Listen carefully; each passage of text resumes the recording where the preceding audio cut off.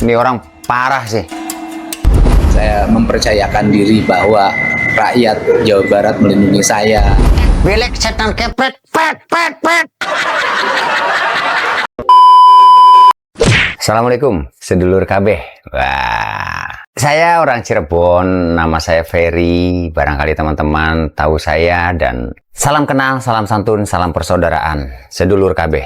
Iki pengen gawe reaction ke, pengen bikin reaction. KDM diancam di up terus sampai pelakunya ketangkep. Deleng ya. Ini orang parah sih.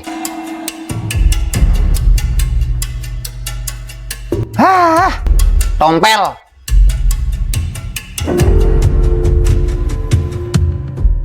Ironis ya, kebebasan berpendapat. Assalamualaikum warga Jawa Barat. Kali ini saya ingin mengomentari dan menanggapi terkait dengan viralnya ada sebuah bentuk ancaman terhadap Gubernur Provinsi Jawa Barat, yaitu Kang Deddy Mulyadi.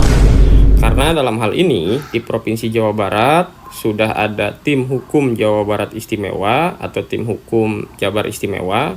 Maka saya secara pribadi meminta agar tim hukum Jabar Istimewa untuk segera mengambil sikap Bagus. dan membawa proses ini ke ranah hukum. Bagus. Ya, membawa kasus ini ke ranah hukum. Bagus. Agar menjadi salah satu bentuk pembelajaran bagi kita semua sebagai warga negara, tanpa bermaksud untuk membatasi kebebasan berpendapat. Benar. Karena yang saya lihat ini sudah bukan lagi berbicara kebebasan berpendapat, tapi kebablasan berpendapat. Benar.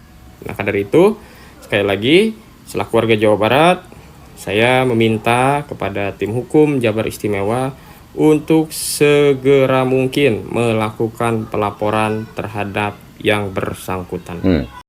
Gune digorok-gorok pikir ayam bukan? Koplok. Ayo wong tokoh masyarakat. Bapak KDM jadi panutan. Ning kabehane seluruh Jawa Barat, termasuk Cirebon. Ira arep gorok-gorok, ira bemene ndak gorok. Ana bae wongku. Saya ngomong tadi tuh, itu Bapak KDM itu sebagai panutan, guys. Jadi jangan asal main komentar saja, jangan kebablasan. Jadi ada yang netizen ini minta agar kuasa hukum Gubernur Jawa Barat itu agar segera melaporkan si PA bocah ini nih. Ada baik. Gubernur Jawa Barat Deddy Mulyadi mengaku menerima ancaman pembunuhan dari seseorang melalui media sosial. Beli beres, Cak, beneran. Sudah sejak saya jadi bupati udah terbiasa ya diancam dibunuh, diancam diculik, diancam apapun, dan itu kan bagian dari dinamika resiko seorang pemimpin. Betul. Kalau pemimpinnya banyak melakukan langkah-langkah yang dianggap merugikan beberapa pihak, ya pasti ada orang yang tidak suka, dan orang tidak suka itu bisa jadi ada dua, satu serius, kedua iseng. Tetapi dalam problem seperti ini kan kita tidak bisa dianggap terlalu serius, juga tidak bisa dianggap terlalu iseng. Ya nanti saya mau kaji lah apa yang harus saya lakukan terhadap ancaman-ancaman seperti ini, apakah harus lapor atau tidak dilaporkan. Nanti saya lihat, saya pelajari dulu untung dan ruginya langkah-langkah yang saya lakukan. Akan ada pengamanan lebih ketat nggak Pak untuk? Enggak lah, saya biasa aja. Saya mempercayakan diri bahwa rakyat Jawa Barat melindungi saya, dan saya mempercayakan diri juga ajudan atau tim pengamanan dari Polda Jabar yang selama ini nempel di saya sudah relatif cukup. Ini laporan, ada laporan Pak Polda Jabar Pak? Iya, nanti kita pelajari dalam 2 hari ini. Saya mempelajari perlu lapor atau tidak. Saya tuh nggak akan terpengaruh oleh ancaman siapapun. Saya akan terus tegak lurus bekerja, kemudian menurunkan atau bila perlu Jawa Barat zero premanisme, kemudian terus bekerja membenahi lingkungan, bekerja menutup tambang-tambang ilegal, dan bekerja untuk mengevaluasi berbagai perizinan yang merugikan lingkungan di Jawa Barat. Iya, keren nemen saya. Bapak KDM bakal wis pidato, guys, beli dilang teks maning, guys. Ngerti nggak Bapak KDM itu kalau sudah berpidato itu tidak melihat teks lagi, udah langsung dari hati. Dianggap buang-buang anggaran KDM dikritik keras oleh anggota DPRD. Wow, beli keruan maning bae, Cak. Deddy Mulyadi dikritik keras oleh anggota DPRD tentang kira budaya yang dianggap menghambur-hamburkan uang negara. serta acara tersebut, mohon maaf Pak Gubernur beserta jajaran, adalah inkonsisten terhadap runutan sejarah. Kentut iramambu, cocot iramambu, tek belek setan kepret, pet. Ini sama saja dengan mengajarkan sejarah Sunda yang salah terhadap masyarakat Jawa Barat, dan pemerintah wajib memperbaiki itu. Pemerintah harus mempertanggungjawabkan secara transparan segala hal penggunaan anggaran yang dikeluarkan dari keringat masyarakat untuk acara tersebut, dengan perkiraan anggaran mencapai 2,7 miliar hanya untuk di 4 kabupaten saja. Tapi KDM langsung sindir dan berikan jawaban cerdas yang bikin anggota DPRD itu tertunduk malu. Oh, di mana duitnya? Tenang bro, kita tidak pakai APBD bro, santai. Tidak merugikan anggaran negara. Setan kepret, setan belek. Tadi dengerin tuh, ngerti nggak? Nggak pakai anggaran negara. Congek dasar. Itu loh. Kok semewah itu? Tong ka aing nyarekana, kasihan usok make APBD tapi goreng. Goreng. Aing betul make APBD tapi alus. Saya tidak pakai dana APBD, itu bagus, bener-bener bagus. Tapi kamu yang pakai anggaran APBD, tapi goreng tuh jelek. Enggak ada orang nonton. Masyarakat kena dampaknya saja. Karena apa? Kalian menguntungkan badan sendiri. Setan belek, setan kepret, tek belek. Malaysia. Nu make APBD di cokot batina acara nasa kitu na hungkul teu rame. Teu pada nyareka.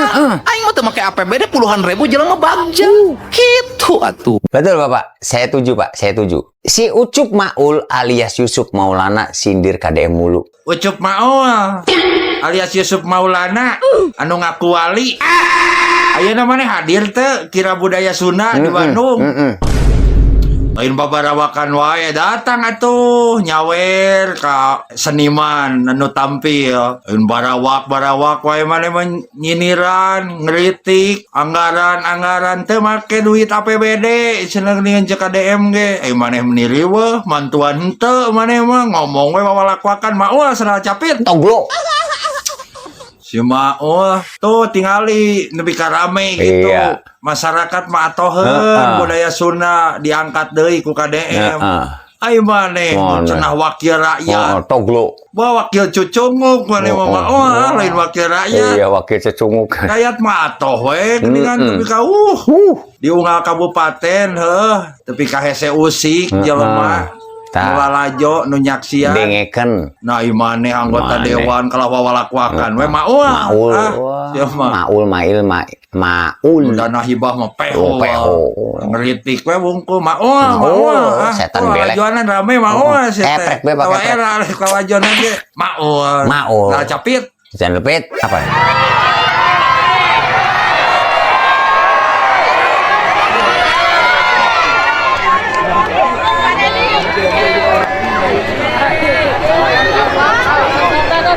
Itu sakit apa? Tumor sudah coba.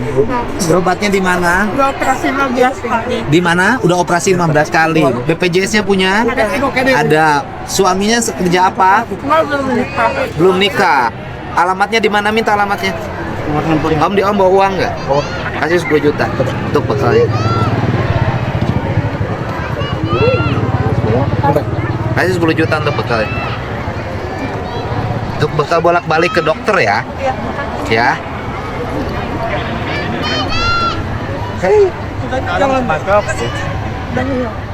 Ya, nanti nomor handphonenya kasih. Ya, nanti kita bantu untuk selama berobatnya. Alamatnya di mana? Di depan di sini. Di Gagak.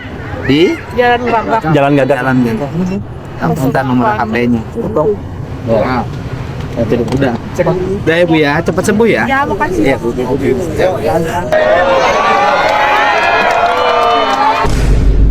Saya sering beritahu ke penonton kalau Bapak KDM, dan ini bukti ada langsung depan mata kita.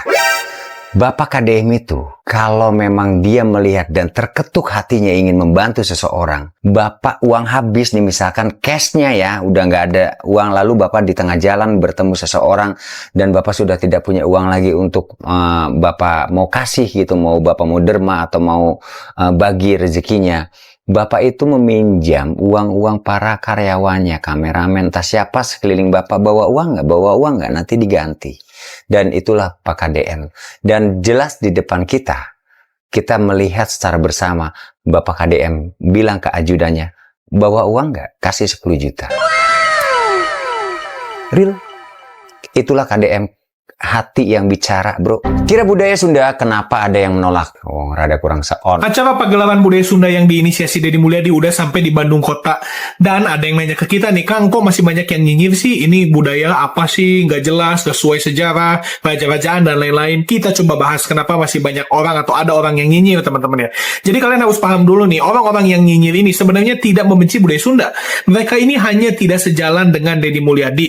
Nah, Deddy Mulyadi yang memiliki basis suara yang besar di masyarakat Sunda dan di budaya Sunda, mau nggak mau harus dilawan oleh pemahaman-pemahaman non-Sunda. Nah, biasanya mereka membenturkannya ini dengan pemahaman Islam. Seolah-olah Islam ini tidak sejalan dengan Sunda. Deddy Mulyadi kafir, Deddy Mulyadi Sunda wiwitan, tidak sesuai dengan Islam. Sehingga yang mereka mau nggak mau terus menyerang lewat situ. Ada upaya membenturkan Islam dengan Sunda. Ini yang harus kalian pahamin. Ini yang harus kalian pahami lagi. Ini yang harus kalian pahami. Bapak, Senin Kamisnya puasanya jalan. Saya menjadi saksi. Setiap Senin Kamis Bapak puasa. Sholatnya jalan, puasanya jalan. Dan itu tidak terpublish. Memang kalau memang mau sholat itu harus bilang-bilang itu. Kagak juga. Terus ada orang-orang yang nyinyir, katanya kafir. Ente yang kafir. PA. Padahal dua-duanya selaras. Saya pun Muslim dan saya Sunda, teman-teman ya. Yeah. Nah itu, jadi orang yang nyinyir bukan mengkritik ya, bedakan nyinyir dengan mengkritik ya. Itu sebenarnya adalah orang yang secara politik terkontaminasi dengan lawan politiknya Deddy Mulyadi. Yeah. Gitu. Jadi bukan masalah dia nggak suka Sunda. Betul. Atau bukan dia mau peduli rakyat, tapi karena dia memang lawan politik Deddy Mulyadi. Itu aja sih sebenarnya. Yeah. Dia berpesta pora, ya, kuda-kudaan, raja-rajaan, joget. Daripada ira setan-setanan, daripada ira satoan, enak kita mungkin beneran bu, enak pisan. Jogetan di panggung, yang juga tidak esensial ya. Menurut saya, apa sih gubernur ini membangun juga belum, tapi sudah euforia. Euforia, kantemi kudu raya guys. Panggung setiap hari mungkin melebihi seorang artis, ya. Artis saja mungkin hanya sebulan sekali dia manggung atau lebih. Nah, Deddy Mulyadi pingin manggungnya tiap hari, ya, dan itu memakan anggaran besar. Anggaran besar milik sendiri daripada ente makan. Apa sih output dari itu? Ya, persoalan budaya. Tidak ada budayawan yang diperkaya sama dia. Enak liatnya, ya, enak. Budaya apa? Hanya panggung artis yang langganan dia sewa. Tapi bagi pesilat, bagi apa namanya? Setan, bagi setan. Atau budayawan lain tidak. Bagi ya? Setan kamu, bagi setan kamu setan. Dia ingin bermewah-mewah, tapi rakyat menderita. Kemewahan untuk siapa? Dia tidak menata. Ya, tapi dia hanya menggusur, tidak dengan menggeser. Nah, itulah Deddy Mulyadi yang katanya hebat, ya, tapi ternyata terpuruk juga dalam survei, ya. Untuk kemakmuran masyarakat dalam surveinya sangat terpuruk Jawa Barat, ya. Yang hebat hanya kontennya. Karena apa? Dia hanya mengejar-mengejar sesuatu yang viral. Ya, seperti tukang es gabus dikejar-kejar dan lain-lain lah ya. Mungkin ini sesuatu yang harus terus kita koreksi. Sebab apa? Kasihan ya. Yang punya rumah jadi gelandangan sampai sekarang, yang punya warung juga jadi tuna usaha sampai sekarang, yang ditutup tambangnya juga jadi tunakarya sampai sekarang. Mau segelandangan apa rakyat Indonesia, rakyat Jawa Barat ini, ya? Dan ini akan berdampak luas terhadap ekonomi. baik di Jawa Barat ataupun di nasional. Karena apa? Sumber pencariannya banyak yang dihentikan, ya, banyak yang digusur. Nah, inilah Deddy Mulyadi. Oke? Oke, mulut lu bot. Mana yang lebih ngeri menurut kalian? Peluru atau cancel culture? Untuk menghancurkan seseorang ya, zaman sekarang ini kita tuh nggak perlu lagi peluru. Karena ada satu metode yang jauh lebih rapih, nggak kelihatan, dan dampaknya nyata. Namanya penyudutan reputasi. Back on the past, zaman sekolah dan waktu belajar sejarah, gue tuh baca jika tokoh-tokoh pembawa perubahan tuh seringkali dibuang dan diasingkan. Betul. Pokoknya kalau ada orang yang dianggap mengganggu, atau terlalu cerdas, atau terlalu vokal membuat perubahan tuh mereka pasti akan dibuang ke pulau terpencil, atau dipenjara tanpa suara, atau dilenyapkan tanpa jejak. Tuh. Tapi sekarang metodenya lebih canggih. Nggak perlu menghilangkan orangnya, cukup hilangkan reputasinya aja. Caranya gimana? Sederhana tapi sistematis. Cari aja satu kesalahan kecil, satu celah kecil. Atau kalau nggak ada, make it one. Ciptakan suatu narasi yang membingungkan, lalu lempar aja ke pengadilan netizen. Mereka yang akan mengeksekusinya. Tujuannya kan cuma satu, bikin publik gak lagi fokus pada apa yang dia kerjakan, pada apa yang sedang dia buat, pada prestasinya, tapi sibuk menghakimi sisi personalnya. Gini ya, saat seseorang sedang membawa perubahan besar, seringkali yang dilempar bukan argumen atau diskusi, tapi stigma untuk merusak pandangan. Kenapa ini efektif? Soalnya kita nih cenderung lebih cepat percaya pada kabar miring, kabar burung, dan berita burung. Iya benar. Daripada prestasi yang butuh waktu tahunan buat dibangun.